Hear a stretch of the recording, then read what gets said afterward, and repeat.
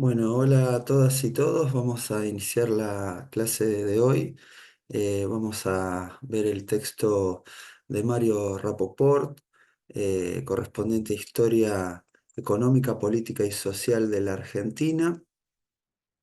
eh, 1880-2000. Es un eh, libro muy interesante, digamos que relata un poco todo, como el texto lo dice, ¿no? Como el libro lo dice, su título, la historia económica argentina, como lo venimos analizando en la materia, ¿no? Desde la perspectiva no solamente económica, sino también desde las variables políticas y sociales, ¿no? Y también lo que vamos a ver hoy es la introducción del libro y vamos a analizar nuevamente como la clase pasada el modelo agroexportador, ¿no?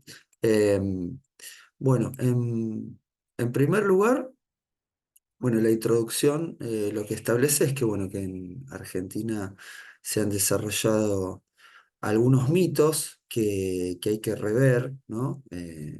Como por ejemplo que en el siglo XIX este, hubo en todos lados del mundo el reinado del libre cambio, cuando en realidad esto fue una tendencia que se desarrolló a partir del mediados de siglo y nada más en los lugares donde dominaba la presencia industrial y financiera el Imperio Británico, digamos, ¿no? En esa zona de influencia.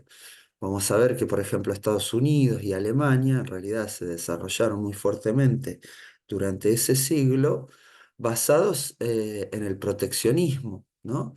En el proteccionismo industrialista, con las ideas de Hamilton en Estados Unidos y de Liszt en, en Alemania, ¿no? Algo que para ya iniciado el siglo XX permite que tanto Estados Unidos como Alemania supere en capacidad industrial a, a Inglaterra. Eh, Otro mito que plantea que hay que rever en esta introducción y en este libro Mario Rapoport es un mito que ya Aldo Ferrer había planteado, que es que la globalización eh, que comienza en 1970, supuestamente cambiando la matriz de la economía mundial, era un fenómeno nuevo. En realidad, lo que va a decir es este autor, y tanto apoyándose en Aldo Ferrer, es que intercambios globales hubieron durante 5 siglos, durante los últimos 5 siglos a lo largo de la historia, y que fundamentalmente estos ciclos de intercambios que promovían una globalización. Otro autor, Immanuel Wallerstein, le va a llamar un sistema mundo, digamos, tenían que ver con factores como el crecimiento de la productividad del trabajo y una potencia que constituya algún orden internacional, alguna potencia hegemónica, en su momento España, y después, bueno, más adelante Inglaterra, que constituyan, digamos, un orden mundial, ¿no? Después otro mito que plantea en la introducción, que también hay que ver, es uno bastante conocido en Argentina, que es que por los inicios del siglo XX, Argentina era uno de los países más avanzados en términos de calidad de vida y que era el granero del mundo, ¿no? Y que la decadencia comenzó alrededor de los años 40 con el proceso de industrialización y bueno, un cierto proceso de impulso del desarrollo del mercado interno, ¿no? Este famoso, eh, Esta famosa idea de, no sé, 80 años de populismo o de proteccionismo, bueno, ahora el incluso se lleva más atrás, ¿no? Hasta 100 años desde que el radicalismo toma el gobierno a través de las primeras elecciones limpias en Argentina, ¿no? Em, bueno, ese va a decir Rapoport es otro mito. em,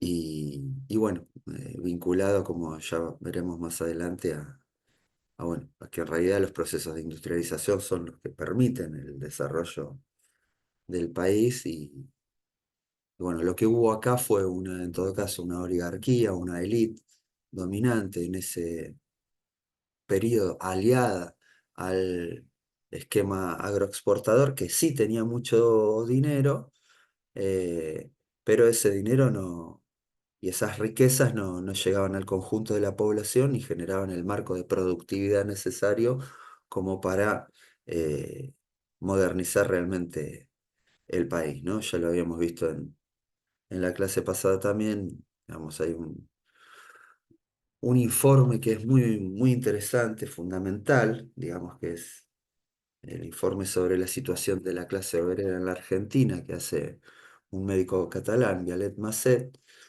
que marca que bueno, la clase obrera en ese periodo donde se dice bueno, que Argentina estaba bien en términos económicos, bueno, estaba prácticamente pauperizada, muerta de hambre, ¿no? Y yo también hacía mención en la clase pasada, algo que también tiene que ver con esto, que es como Jaureche también, ¿no? Este, planteaba que la Argentina agroexportadora de ese momento tenía esta oligarquía adinerada, pero que se la podía comparar con los jeques de los países árabes, ¿no? Donde también a causa de un bien preciado como el petróleo, una materia prima, bueno, la usufructúan, se apoderan y se apropian de esa materia prima, viven lujosamente, pero en países con profundas desigualdades, con profundas miserias para el conjunto de la población. El otro mito que también plantea Rapoport que hay que superar de alguna manera son el de las dicotomías inevitables, ¿no? Y tira algunas así, pero bueno, hay muchas más, ¿no? Por ejemplo, hiperinflación o convertibilidad, ¿no? Eh, políticas de flexibilidad y competitividad versus políticas de bienestar, ¿no? O cuestiones como globalización o políticas nacionales, ¿no? Como que es una cosa o es la otra, cuando en realidad en muchos casos es construir una amalgama inteligente para los intereses de nuestra nación y de nuestro pueblo, vinculados a eh, tomar un poco de estas cuestiones, ¿no? Superar, eh, no caer en un esquema de convertibilidad donde perdamos nuestra moneda, pero bueno, tampoco caer en un esquema hiperinflacionario, sostener obviamente las políticas de bienestar, pero también eh, promover la competitividad o la productividad, vamos a decir, y bueno, defender políticas nacionales de desarrollo, pero en el marco también de una inserción inteligente en el escenario global, ¿no? En la globalización.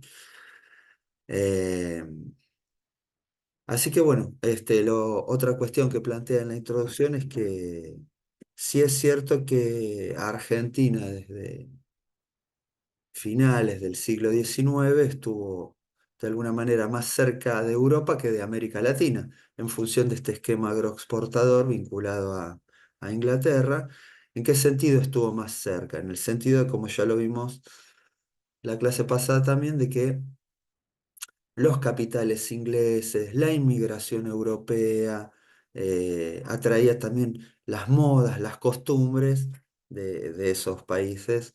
eh, y bueno, y por ese mismo esquema económico y de articulación, de rotación, de, de- de capitales, del comercio y de la inmigración, de alguna manera estábamos como más cercanos a esos esquemas productivos que a esquemas productivos vinculados a nuestra articulación con el resto de los países de América Latina. Y uno podría pensar también hasta el del resto de las otras regiones del país, ¿no? Por eso se llaman estas economías agroexportadoras, o primario exportadoras, como decía Aldo Ferrer, economías de enclave, ¿no? De un enclave de articulación con el mundo, pero bueno, una desarticulación en términos de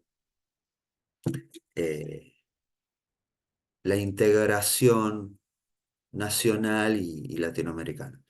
Y bueno, como dice el título también, y lo reafirma en la introducción, este libro va a analizar el contexto mundial y va a analizar la economía, la política y los movimientos sociales en los diversos periodos de nuestra historia, ¿no?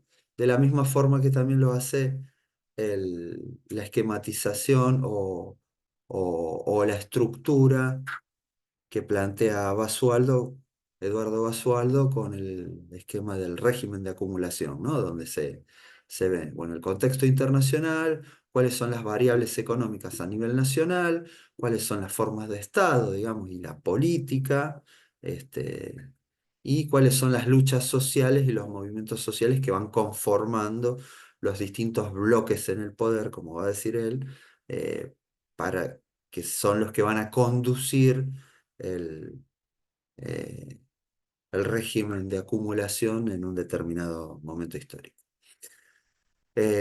Bueno, vamos a ver entonces, como decíamos antes, en el marco del periodo del régimen agroexportador o primario exportador, eh, en este caso lo que vamos a ver son las variables internacionales, ¿no? Las variables económicas internacionales en el marco de lo que es la economía mundial y el rol que tuvo Gran Bretaña en ese periodo, ¿no? Y entonces ahí lo que el texto, voy a reafirmar algunos conceptos del texto. El texto es un texto corto, así que van a ver que está bueno. Bueno, reafirmar algunos conceptos y algunos datos de ese texto, ¿no? Eh, entonces, en 1880 el esquema de la División Internacional de Trabajo estaba sufriendo algunos cambios para esa época. Gran Bretaña era la principal potencia industrial y la exportadora de productos manufacturados y el centro financiero mundial, ¿no? Eh, Mientras que los países periféricos, como el nuestro, éramos proveedores de materias primas. El 40% de los bienes de capital británico estaban destinados hacia regiones como Asia, Sudamérica, África y Oceanía, ¿no? Es un gran porcentaje de bienes de capital que estaban radicados en otras regiones, ¿no? Del mundo. En algunos casos, regiones de colonias de Inglaterra y en otros casos, como en nuestro país, bueno, es un país formalmente independiente, bueno, países, eh, por eso a veces se habla en este momento de semicolonias, ¿no? Formalmente independientes, pero dependientes muy fuerte económicamente de Gran Bretaña, ¿no? Para este periodo, el Reino Unido, Alemania y Francia constituían el 45% del mercado de materias primas y alimentos. Quiere decir, bueno, que esos tres países concentraban eh, la compra, digamos, del 45% del mercado de estos bienes, ¿no? Eh, Otro punto interesante, digamos, para entender esta época es que entre 1815 y 1920 el continente americano absorbió el 97% de la inmigración intercontinental. Básicamente estamos hablando de europeos de estos países, eh, y de otros países, ¿no? Como veíamos, Italia y España, que arriban al continente americano. Como lo habíamos visto con Aldo Ferrer, fundamentalmente van hacia Estados Unidos, pero también hacia Argentina y Brasil como tres. Y Canadá, ¿no? Como cuatro en el norte, Estados Unidos y Canadá, y en el sur, Argentina y Brasil, ¿no? Como los cuatro grandes países que se nutren mucho de la inmigración. Em, por otro lado, bueno, este librecambismo, digamos, se supone que predominó durante el siglo XIX, en realidad está basado en, como decíamos, comienza a mediados del siglo con la eliminación del proteccionismo británico en 1946, ¿no? Y ahí avanza fuertemente eh, hasta eh, la crisis económica de 1873, ¿no? Que es una crisis eh, donde se podría analizar bajo un economista eh, que es Kondratiev, ¿no? Es un economista que planteó que el desarrollo del capitalismo se daba en fases eh, de alza y en fases recesivas de la economía, ¿no? Como las ondas largas y cortas del capitalismo, ¿no? Esto quiere decir fases de crecimiento, ¿no? Que van atadas a un punto de auge que después eh, genera, bueno, cierto deterioro de las fuerzas productivas, cierto agotamiento de esa fase de crecimiento y, bueno, una fase recesiva, ¿no? Esto se puede analizar en el marco histórico y, bueno, es eh, de hecho, se han dado estas ondas largas y estas del capitalismo, digamos, con fases A, que se llaman las fases de crecimiento, y las fases B, este, de, de recesión o de desaceleración, digamos, pero también de recesión en el marco de estos ciclos económicos. Fundamentalmente en esquemas eh, de desregulación estatal que justamente lo que hacen es potenciar, digamos, estos ciclos, ¿no? Cuando hay mucha actividad este, de expansión vinculada a la productividad y un montón de cosas, crece fuertemente la economía, pero cuando se agota, este, ese ciclo expansivo, se producen grandes recesiones, grandes depresiones, como la de 1920, perdón, la de 1930, la del 1929 en Estados Unidos, que genera la crisis del 30 a nivel mundial. Bueno, antes de esa gran crisis económica y financiera mundial, la de 1970, perdón, la de 1873 fue muy grande también en ese marco, ¿no? Los precios recién comienzan a recuperarse de la crisis de 1873 en 1896, ¿no? 13 años después, ¿no? Pero ahí es en 1896, con esa recuperación de precios, comienza un boom económico de los países eh, exportadores hasta la Primera Guerra Mundial, ¿no? Este, ¿Cuál es el ciclo expansivo después de esa recesión de 1873. Bueno, lo da, como decía también en la clase pasada Aldo Ferrer, se da por un nuevo progreso tecnológico que tiene que ver con el inicio de la segunda revolución industrial, que se da a partir de el desarrollo de la electricidad, ¿no? Motores, la electricidad reemplazando al vapor, ¿no? A las máquinas de vapor por máquinas eléctricas, y el petróleo también, ¿no? Que reemplaza también a las máquinas de vapor por motores a combustión, ¿no? Esto mejora la productividad fuertemente en el escenario industrial, digamos, y produce ese boom expansivo, ¿no? Eh, pero bueno, que a la vez también produce desempleo en las áreas rurales y en las áreas eh,